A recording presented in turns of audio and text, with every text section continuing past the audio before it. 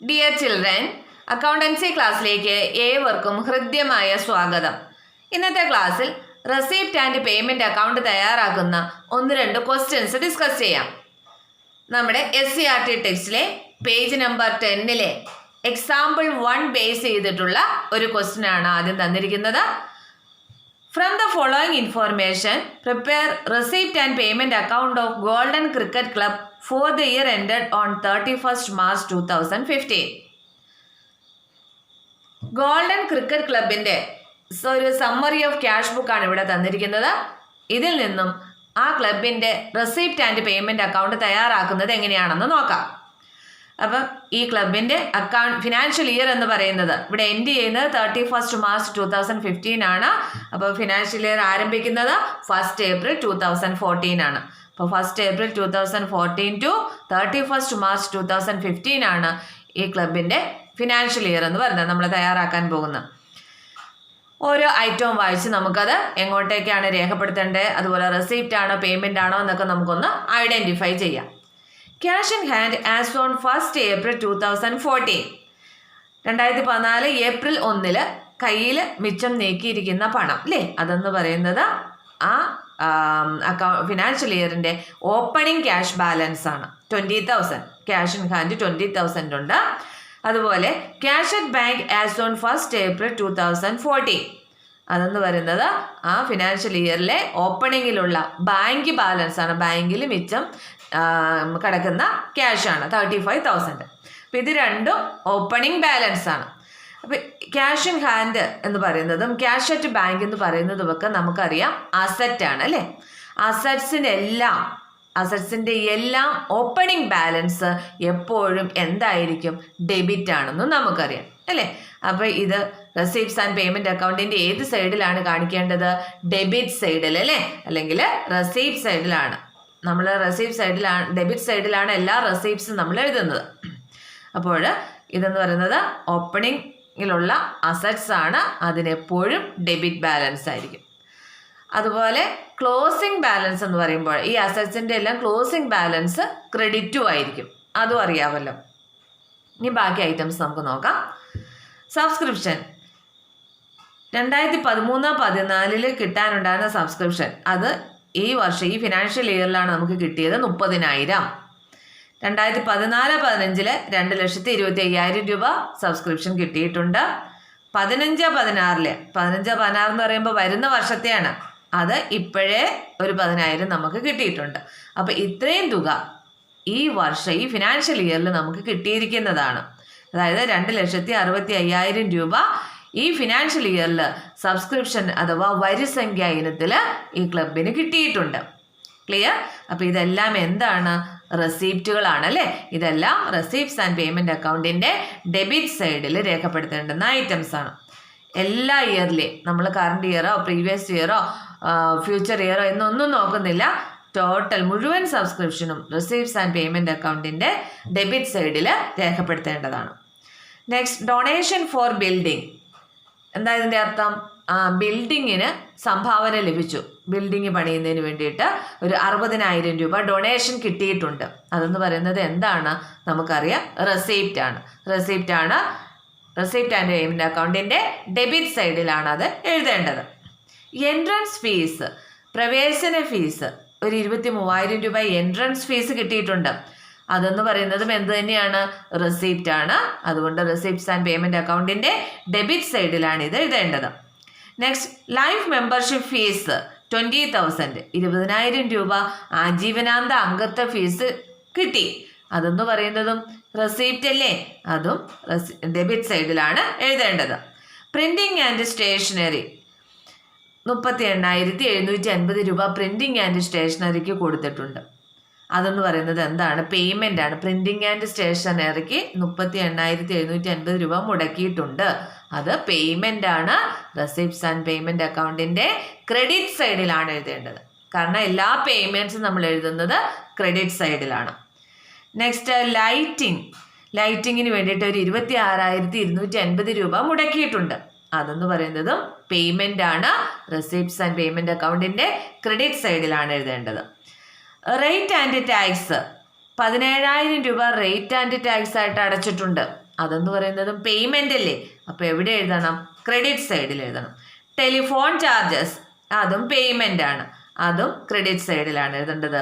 Postage and courier, പോസ്റ്റേജും courier ചാർജുമായിട്ട് കൊടുത്തിരിക്കുന്നത് അതും payment ആണ്, ക്രെഡിറ്റ് സൈഡിൽ വേണം എഴുതാൻ. വേജസ് ആൻഡ് സാലറീസ്, എംപ്ലോയീസിനൊക്കെ സാലറിയും അതുപോലെ വേജസ് ഒക്കെ ഇനത്തിൽ കൊടുത്തിട്ടുണ്ട്, അതും പേയ്മെൻ്റ് ആണ്, അക്കൗണ്ടിൻ്റെ ക്രെഡിറ്റ് സൈഡിൽ വേണം എഴുതാനായിട്ട്. ഇൻഷുറൻസ് പ്രീമിയം, ഇൻഷുറൻസ് പ്രീമിയം അടച്ചിട്ടുണ്ട്, അതെന്ന് പറയുന്നത് പേയ്മെൻ്റ് ആണ്, ആ അക്കൗണ്ടിൻ്റെ ക്രെഡിറ്റ് സൈഡിൽ വേണം എഴുതാൻ.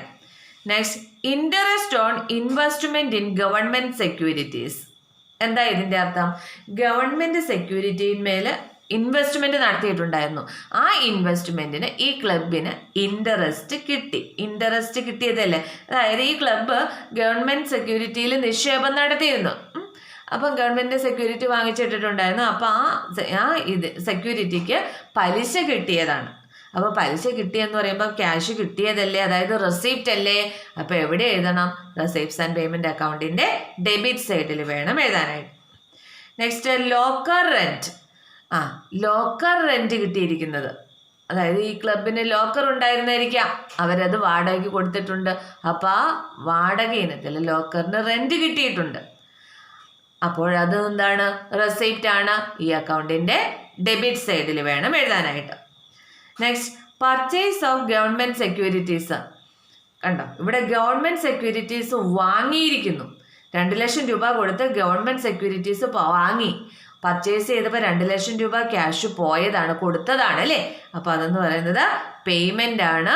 ഏത് സൈഡിൽ വേണം എഴുതാനായിട്ട്? ക്രെഡിറ്റ് സൈഡിൽ വേണം എഴുതാനായിട്ട്. Next, cash in hand as on March 31, 2015. 2015 March 31 cash in hand, അതായത് ആ ഫിനാൻഷ്യൽ ഇയറിൻ്റെ അവസാനം കയ്യിലിരിക്കുന്ന മിച്ചം ക്യാഷ് എന്ന് പറയുന്നത് എത്രയാണ്? 23,400 ആണ്. അതെന്ന് പറയുന്നത് എന്ത് ബാലൻസ് ആണ്? ക്ലോസിംഗ് ക്യാഷ് ബാലൻസ് ആണ്. അതുപോലെ cash at bank as on 31 March 2015. ഇതെന്ന് പറയുന്നതോ നമ്മുടെ ആ വർഷം അവസാനം ബാങ്ക് അക്കൗണ്ടിൽ മിച്ചം നീക്കിയിരിക്കുന്ന ക്യാഷാണ്. 70,000 രൂപ ബാങ്ക് അക്കൗണ്ടിലുണ്ട്. അപ്പോൾ 23,400 രൂപ ആ ഓർഗനൈസേഷൻ ക്ലബിൻ്റെ കയ്യിലും ഉണ്ട്, 70,000 രൂപ ബാങ്ക് അക്കൗണ്ടിലും മിച്ചമുണ്ട്. അതെന്ന് പറയുന്നത് ആ വർഷത്തെ ക്ലോസിംഗ് ക്യാഷ് ബാലൻസ് ആണ്. അപ്പോൾ നമ്മൾ പറഞ്ഞു ഓപ്പണിംഗ് ക്യാഷ് ബാലൻസിനും ബാങ്ക് ബാലൻസിനും ഏത് ബാലൻസ് ആണ്? ഡെബിറ്റ് ബാലൻസ് ആണ് വരുന്നത് അല്ലേ, അതായത് അസറ്റ്സിൻ്റെ എല്ലാം ഓപ്പണിംഗ് ബാലൻസ് ഡെബിറ്റ് ആണ്. ഓപ്പണിംഗ് ബാലൻസ് ഡെബിറ്റ് ആണെങ്കിൽ ക്ലോസിംഗ് ബാലൻസ് എന്താണ് വരുന്നത്? ക്രെഡിറ്റ് ആണെന്ന് നമുക്കറിയാം. അപ്പോൾ ഇത് രണ്ടും ക്ലോസിംഗ് ബാലൻസ് ആണ്. ഇത് റെസിപ്റ്റ്സ് ആൻഡ് പേയ്മെൻറ്റ് അക്കൗണ്ടിൻ്റെ ക്രെഡിറ്റ് സൈഡിൽ വേണം എഴുതാനായിട്ട്. ക്ലിയർ? ഇപ്പം നമ്മൾ ഓരോ ഐറ്റവും ഡെബിറ്റിലാണോ ക്രെഡിറ്റിലാണോ എഴുതേണ്ടതെന്ന് മനസ്സിലാക്കി. ഇനി റെസിപ്റ്റ്സ് ആൻഡ് പേയ്മെൻറ്റ് അക്കൗണ്ടിൻ്റെ ഫോം വരയ്ക്കുക. Receipts and payment account for the year ending 31 March 2015. അക്കൗണ്ടിൻ്റെ ഹെഡിങ് കൊടുക്കുക. Debit side, credit side.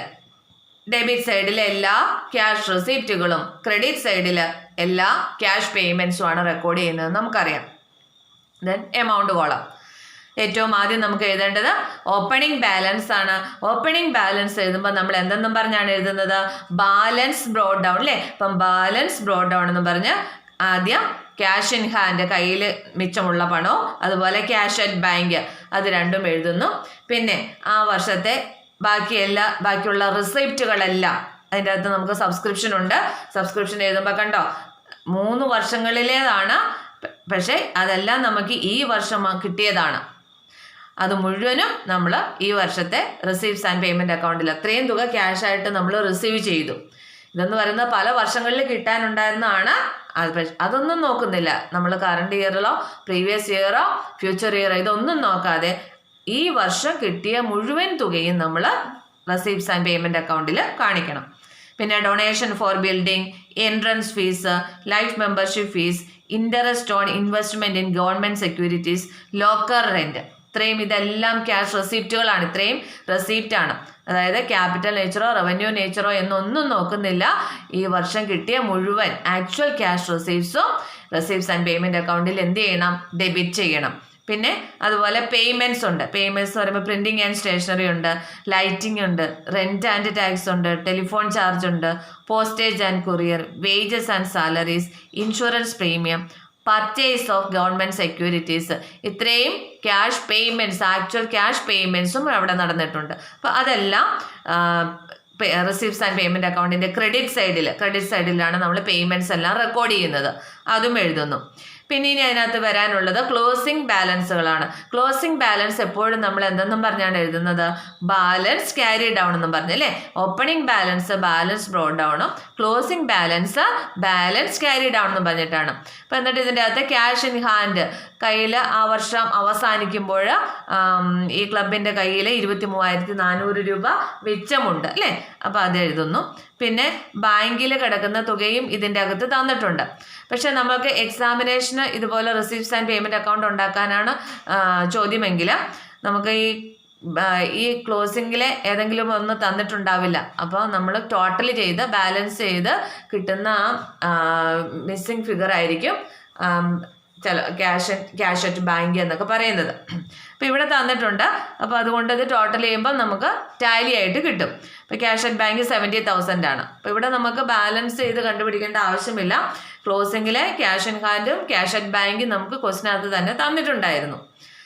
നമ്മൾ അടുത്ത ക്വസ്റ്റ്യൻ ചെയ്യുമ്പോൾ നമുക്ക് ഈ cash balance cash in hand തന്നിട്ടുണ്ടാവും. അപ്പോൾ നമുക്ക് ക്യാഷ് അറ്റ് ബാങ്ക് ആയിരിക്കും നമുക്ക് കിട്ടുന്ന മിസ്സിംഗ് ഫിഗർ എന്ന് പറയുന്നത്. നമുക്ക് അടുത്ത ക്വസ്റ്റ്യൻ ചെയ്യുമ്പോൾ നിങ്ങൾക്കത് മനസ്സിലാവും.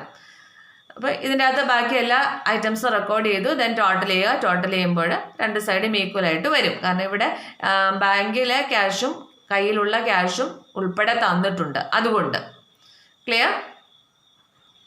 ഇനി നമുക്ക് ഈ ഇല്ലസ്ട്രേഷൻ 1 ചെയ്യുന്നത് എങ്ങനെയാണെന്നും കൂടി നോക്കാം. From the following particulars relating to silver point prepare a receipt and payment account for the year ending March 31, 2017. ഇവിടെ സിൽവർ പോയിന്റ് എന്ന് പറയുന്ന നോട്ട് ഫോർ പ്രോഫിറ്റ് ഓർഗനൈസേഷൻ്റെ കുറച്ച് ഇൻഫോർമേഷൻസ് നമുക്ക് തന്നിട്ടുണ്ട്. അതിൽ നിന്നും റിസീപ്റ്റ്സ് ആൻഡ് പേയ്മെൻറ്റ് അക്കൗണ്ട് തയ്യാറാക്കാനാണ് ആവശ്യപ്പെട്ടിരിക്കുന്നത്. അപ്പോൾ ഇതിൻ്റെ അക്കൗണ്ടിങ് ഇയർ എൻഡ് ചെയ്യുന്ന ഡേറ്റ് 31 March 2017 ആണ്. അപ്പോൾ ഇതിൻ്റെ ഫിനാൻഷ്യൽ ഇയർ എന്ന് പറയുമ്പോൾ 1 April 2016 to 31 March 2017 ആണ്. അതൊന്ന് ആദ്യം ഒന്നും എഴുതിയിട്ടേക്കുക കേട്ടോ. Next opening cash balance 1000, opening bank balance 7,200. അപ്പോൾ ഇതെന്ന് പറയുന്നത് എന്താണ്? ആ വർഷം ആദ്യം കയ്യിൽ നീക്കിയിരിക്കുന്ന പണവും മിച്ചമുള്ള പണവും അതുപോലെ നമ്മുടെ ബാങ്കിലെ മിച്ചം കിടക്കുന്ന ബാങ്ക് അക്കൗണ്ടിൽ മിച്ചം കിടക്കുന്ന ക്യാഷുമാണ്. അപ്പോൾ ഇത് രണ്ടെന്ന് പറയുന്നത് ഓപ്പണിംഗ് ബാലൻസ് ആണ്. ഇതെന്ന് പറയുന്നത് അസറ്റ്സ് ആണ്. അസറ്റ്സിൻ്റെ എല്ലാം ഓപ്പണിംഗ് ബാലൻസ് എന്ത് ബാലൻസ് ആയിരിക്കും? ഡെബിറ്റ് ബാലൻസ് ആയിരിക്കും. അപ്പോൾ ഇത് നമ്മൾ ബാലൻസ് ബ്രോഡ് ഡൗൺ എന്ന് പറഞ്ഞ് റിസീപ്റ്റ്സ് ആൻഡ് പേയ്മെൻറ്റ് അക്കൗണ്ടിൻ്റെ ഡെബിറ്റ് സൈഡിൽ ബാലൻസ് ബ്രോഡ് ഡൗൺ എഴുതിയിട്ട് cash in hand 1000, cash at bank 7,200 എന്നാണ് റെക്കോർഡ് ചെയ്യേണ്ടത്. Next subscription collected four subscription, ഇത്രയും സബ്സ്ക്രിപ്ഷൻസ് കളക്ട് ചെയ്തിട്ടുണ്ട്. അതായത് ടോട്ടൽ 9,000 രൂപ സബ്സ്ക്രിപ്ഷൻ എൻ്റെ എമൗണ്ട് കളക്ട് ചെയ്തിട്ടുണ്ട്, വരിസംഖ്യ കളക്ട് ചെയ്തിട്ടുണ്ട്. അതിൽ 500 രൂപ 15/16 15/16 എന്ന് പറയുമ്പോൾ എന്താ? ഈ വർഷം അല്ലല്ലോ, കഴിഞ്ഞ വർഷത്തെ പ്രീവിയസ് ഇയറിലെയാണ്. അത് ഈ കൊല്ലം ആണ് കിട്ടിയത് 500. പിന്നെ 16/17 എന്ന് പറയുമ്പോൾ ഈ വർഷം കിട്ടാനുണ്ടായിരുന്നത് തന്നെയാണ് 7,600 എന്ന് പറയുന്നത്. പിന്നെ 17/18 എന്ന് പറയുന്നത് ഫ്യൂച്ചർ ഇയർ ആണ്, നെക്സ്റ്റ് ഇയറിലെയാണ്. അതെന്ന് പറയുന്നത് 900 റുപ്പീസ് ഉണ്ട്. അപ്പോൾ ഇതെല്ലാം കൂടെ ചേർത്ത് ടോട്ടൽ 9,000 റുപ്പീസ് സബ്സ്ക്രിപ്ഷനായിട്ട് കളക്ട് ചെയ്തിട്ടുണ്ട്. നമുക്കറിയാം റിസീപ്റ്റ്സ് ആൻഡ് പേയ്മെൻറ്റ് അക്കൗണ്ടിൻ്റെ റിസീപ്റ്റ് സൈഡിൽ, അതായത് ഡെബിറ്റ് സൈഡിൽ ഈ ടോട്ടൽ സബ്സ്ക്രിപ്ഷന് നമ്മൾ കാണിക്കേണ്ടതാണ്. അതിൻ്റെ അകത്ത് പീരിയഡ് ഒന്നും നോക്കാതെ മുഴുവൻ തുകയും കിട്ടി ആക്ച്വൽ ക്യാഷ് ആയിട്ട് റിസീവ് ചെയ്തിട്ടുള്ള ഈ ഫുൾ എമൗണ്ട് 9,000 റുപ്പീസും നമ്മൾ റിസീപ്റ്റ്സ് ആൻഡ് പേയ്മെൻറ്റ് അക്കൗണ്ടിൻ്റെ ഡെബിറ്റ് സൈഡിൽ രേഖപ്പെടുത്തണം. Next sale of refreshments. Refreshment items ഒക്കെ വിറ്റിട്ട് ഒരു 1,000 റുപ്പീസ് കിട്ടിയിട്ടുണ്ട്. സെയിൽ നടത്തുമ്പോൾ ഇത്രയും ക്യാഷ് കിട്ടുകയല്ലേ ചെയ്യുന്നത്. അപ്പോൾ അത് റെസിപ്റ്റ് ആണ്. റിസീപ്റ്റ്സ് ആൻഡ് പേയ്മെൻറ്റ് അക്കൗണ്ടിൻ്റെ ഡെബിറ്റ് സൈഡിൽ വേണം എഴുതാനായിട്ട്. Next entrance fees received. അംഗത്വ ഫീസായിട്ട് 1000 രൂപ കിട്ടിയിട്ടുണ്ട്, റിസീവ് ചെയ്തതാണ്. 1000 രൂപ ക്യാഷ് റിസീവ് ചെയ്തതാണ്. അപ്പം അതും എവിടെയാണ് എഴുതേണ്ടത്? റിസീപ്റ്റ്സ് ആൻഡ് പേയ്മെൻറ്റ് അക്കൗണ്ടിൻ്റെ ഡെബിറ്റ് സൈഡിൽ, കാരണം റെസിപ്റ്റ് ആണ്. Next sale of old sports materials 1200. ഇതൊരു സ്പോർട്സ് ക്ലബ് ആയിരിക്കും. അപ്പം അവരുടെ പഴയ ഓൾഡ് സ്പോർട്സ് മെറ്റീരിയൽസ് ഒക്കെ വിറ്റ് ഒരു 1200 രൂപ കിട്ടി. അപ്പം അതെന്ന് പറയുന്നതോ അതും ക്യാഷ് റെസിപ്റ്റ് ആണ്. റിസീപ്റ്റ്സ് ആൻഡ് പേയ്മെൻറ്റ് അക്കൗണ്ടിൻ്റെ ഡെബിറ്റ് സൈഡിൽ രേഖപ്പെടുത്തണം. Donation received four pavilion. Pavilion construct ചെയ്യുന്നുണ്ട്. സ്പോർട്സ് ക്ലബ് അല്ലേ, അപ്പം അവരുടെ സ്പോർട്സും കാര്യങ്ങളൊക്കെ നടത്തുന്നതിന് ആവശ്യമായിട്ടുള്ള പവിലിയൻ വേണം. അതിന് വേണ്ടിയിട്ട് അത് കൺസ്ട്രക്ട് ചെയ്യുന്നതിനുള്ള സംഭാവനയായിട്ട് ഒരു 4600 രൂപ കിട്ടിയിട്ടുണ്ട്. അതെന്ന് പറയുന്നതും റെസിപ്റ്റ് ആണ് അല്ലേ. അപ്പം റെസിപ്റ്റ്സ് ആൻഡ് പേയ്മെൻറ്റ് അക്കൗണ്ടിൻ്റെ ഡെബിറ്റ് സൈഡിൽ വേണം രേഖപ്പെടുത്താൻ. Next rent paid 3000. വാടക ഇനത്തിൽ ഒരു 3000 രൂപ കൊടുത്തിട്ടുണ്ട്. റെന്റ് പെയ്ഡ് ആണ്. അതെന്ന് പറയുന്നത് എന്താണ്? പേയ്മെന്റ് ആണ്. പേയ്മെന്റ്സ് നമ്മൾ എവിടെ എഴുതേണ്ടത്? ക്രെഡിറ്റ് സൈഡിലാണ് എഴുതേണ്ടത്. Sports materials purchases. 4800 രൂപയുടെ സ്പോർട്സ് മെറ്റീരിയൽസ് വാങ്ങിച്ചിട്ടുണ്ട്. സ്പോർട്സ് മെറ്റീരിയൽസ് വാങ്ങുമ്പോൾ ക്യാഷ് വരികയാണോ പോവുകയാണോ ചെയ്യുന്നത്? അത്രയും ക്യാഷ് നമ്മൾ കൊടുക്കുകയല്ലേ ചെയ്യുന്നത്, പേയ്മെൻ്റ് അല്ലേ നടത്തുന്നത്. അപ്പോൾ അതെവിടെ എഴുതണം? റെസിപ്റ്റ്സ് ആൻഡ് പേയ്മെൻറ്റ് അക്കൗണ്ടിൻ്റെ പേയ്മെൻറ്റ് സൈഡിൽ, അതായത് ക്രെഡിറ്റ് സൈഡിൽ വേണം എഴുതാനായിട്ട്. Purchase of refreshment 600. Refreshment items വാങ്ങിച്ചു. 600 രൂപയുടെ റീഫ്രഷ്മെൻറ്റ് ഐറ്റംസ് വാങ്ങിച്ചപ്പോൾ 600 രൂപ ക്യാഷ് പോയി അല്ലേ. അപ്പോൾ അത് പേയ്മെൻ്റ് ആണ്. അത് എവിടെ എഴുതണം? ഈ റെസിപ്റ്റ്സ് ആൻഡ് പേയ്മെൻറ്റ് അക്കൗണ്ടിൻ്റെ ക്രെഡിറ്റ് സൈഡിൽ വേണം എഴുതാനായിട്ട്. Expenses for maintenance of tennis court. Tennis court ഉണ്ട് ഈ ക്ലബിന്. ടെന്നീസ് കോർട്ട് അതിൻ്റെ അതെല്ലാം മെയിൻറ്റെയിൻ ചെയ്ത് കൊണ്ടുപോകുന്നതിന് ആവശ്യമായിട്ടുള്ള എക്സ്പെൻസ്, അതിനൊരു 2000 രൂപ മുടക്കിയിട്ടുണ്ട്. അതെന്ന് പറയുന്നതും എവിടെ രേഖപ്പെടുത്തണം? ക്രെഡിറ്റ് സൈഡിൽ വേണം രേഖപ്പെടുത്താൻ, കാരണം അത്രയും ക്യാഷ് നമ്മൾ പേ ചെയ്തതാണ്. Next salary paid 2500. സാലറി ഇനത്തിൽ 2500 രൂപ കൊടുത്തു, പേയ്മെൻ്റ് ആണ്. ക്രെഡിറ്റ് സൈഡിൽ വേണം എഴുതാനായിട്ട്. Tournament expenses. ടൂർണമെൻറ്റ് നടത്തുന്നതിന് വേണ്ടിയിട്ട് ഒരു 2400 രൂപ ചിലവാക്കിയിട്ടുണ്ട്. അതെന്ന് പറയുന്നതും പേയ്മെൻ്റ് ആണ്. ക്രെഡിറ്റ് സൈഡിൽ വേണം എഴുതാനായിട്ട്. Furniture purchased. 1500 രൂപയുടെ ഫർണിച്ചർ വാങ്ങിച്ചിട്ടുണ്ട്. അപ്പോഴും 1500 രൂപ നമ്മുടെ കയ്യിൽ നിന്ന് ക്യാഷ് പോയി. അപ്പോൾ അതും പേയ്മെൻ്റ് ആണ്. റിസീപ്റ്റ്സ് ആൻഡ് പേയ്മെൻറ്റ് അക്കൗണ്ടിൻ്റെ ക്രെഡിറ്റ് സൈഡിൽ വേണം റെക്കോർഡ് ചെയ്യാൻ. Office expense. ഓഫീസിലെ കാര്യങ്ങൾക്കായിട്ട് ഒരു 1200 രൂപ മുടക്കിയിട്ടുണ്ട്, പേയ്മെൻ്റ് ആണ്. ക്രെഡിറ്റ് സൈഡിൽ വേണം റെക്കോർഡ് ചെയ്യാൻ. Next closing cash in hand.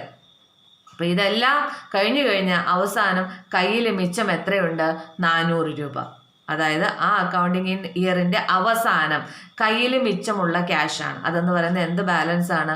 Closing balance ആണ്. അപ്പോൾ ക്ലോസിംഗ് ബാലൻസ് എന്ന് പറയുന്നത് നമ്മൾ എങ്ങനെയാണ് എഴുതുന്നത്? ബാലൻസ് സി ഡി എന്നും പറഞ്ഞിട്ട് ക്രെഡിറ്റ് സൈഡിലാണ് എഴുതേണ്ടത്. ഇതെന്ന് പറയുന്നത് നമുക്കറിയാം, കയ്യിൽ മിച്ചമുള്ള പണം, ക്യാഷിൻ്റെ എല്ലാം ഓപ്പണിംഗ് ബാലൻസ് ഡെബിറ്റ് ആണ്, അസറ്റ്സിൻ്റെ എല്ലാം ഓപ്പണിംഗ് ബാലൻസ് ഡെബിറ്റ് ആണെന്നറിയാം. അപ്പോൾ ക്ലോസിംഗ് ബാലൻസ്, ഈ ക്ലോസിംഗ് ബാലൻസ് എവിടെ വേണം എഴുതാൻ? Credit side. ക്ലോസിംഗ് ബാലൻസ് ക്രെഡിറ്റിൽ വന്നാലല്ലേ അടുത്ത വർഷം ഓപ്പണിങ്ങിൽ അത് ഡെബിറ്റ് ആയിട്ട് വരത്തുള്ളൂ, അതറിയാമല്ലോ. അപ്പം ക്ലോസിംഗ് ക്യാഷ് ഇൻ ഹാൻഡ് എവിടെ എഴുതേണ്ടത്? റിസീപ്റ്റ്സ് ആൻഡ് പേയ്മെൻറ്റ് അക്കൗണ്ടിൻ്റെ ക്രെഡിറ്റ് സൈഡിൽ വേണം എഴുതാൻ. അപ്പോൾ ഇവിടെ എല്ലാ ഐറ്റംസും നമ്മൾ റെക്കോർഡ് ചെയ്യുന്നു, ദെൻ ടോട്ടൽ ചെയ്യുക, ബാലൻസ് ചെയ്യുക.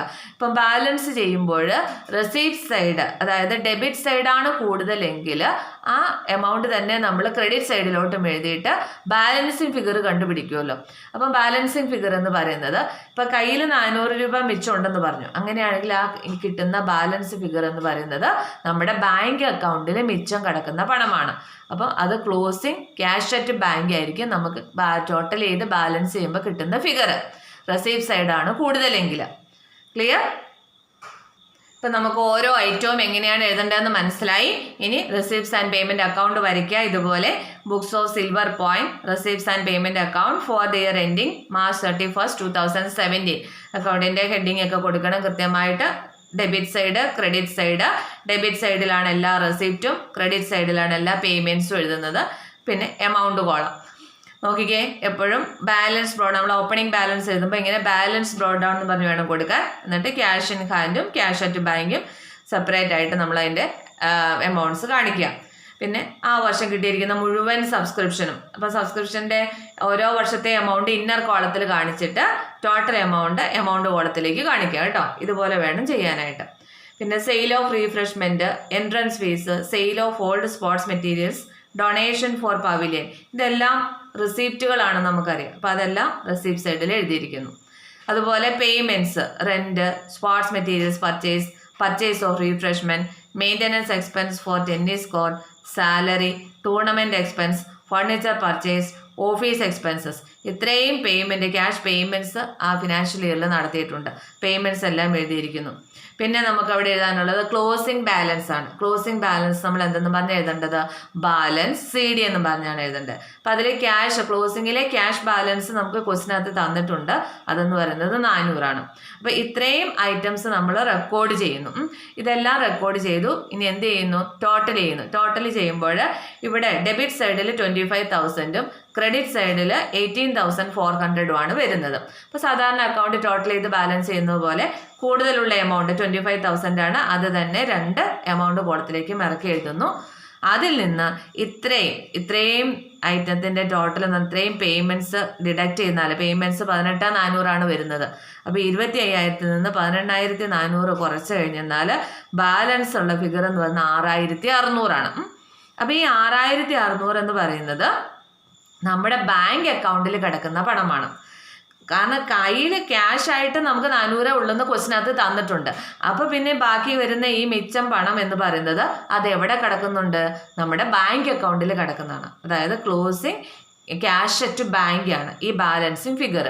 അപ്പോൾ ഇങ്ങനെ വേണം എക്സാമിന് ഇത് എഴുതാനായിട്ട്. ബാലൻസ് ചെയ്ത് കിട്ടുന്ന ഈ ഫിഗർ നമുക്ക് ക്യാഷ് ഇൻ ഹാൻഡ് തന്നിട്ടുണ്ട് എങ്കിൽ ബാലൻസിങ് ഫിഗർ എന്ന് പറയുന്നത് ക്യാഷ് അറ്റ് ബാങ്ക് ആയിരിക്കും. ആ ബാങ്കിലെ ക്ലോസിങ് നമ്മുടെ ബാങ്ക് ആ വർഷം അവസാനം നമ്മുടെ ബാങ്ക് അക്കൗണ്ടിൽ മിച്ചം കിടക്കുന്ന പണമായിരിക്കും. ഇപ്പോൾ ഇവിടെ 6,600 രൂപയാണ്. അപ്പം ഇങ്ങനെയാണ് റിസീപ്റ്റ്സ് ആൻഡ് പേയ്മെൻറ്റ് അക്കൗണ്ട് തയ്യാറാക്കുന്നത്. എല്ലാവർക്കും മനസ്സിലായി കാണുമെന്ന് കരുതുന്നു. ഇന്നത്തെ ക്ലാസ്സിൽ ഇത്രയും മതി. Okay, thank you.